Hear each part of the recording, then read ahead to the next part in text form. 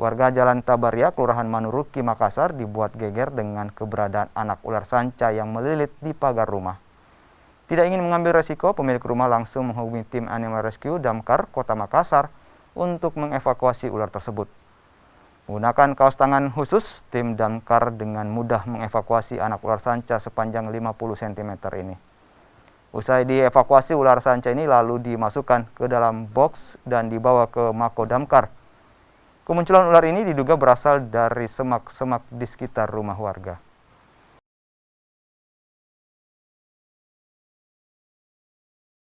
Dari salah satu warga ada ular masuk ke rumahnya. Jadi dari laporan itu kami langsung menuju lokasi, tepatnya di Jalan Tabaria Blok E5.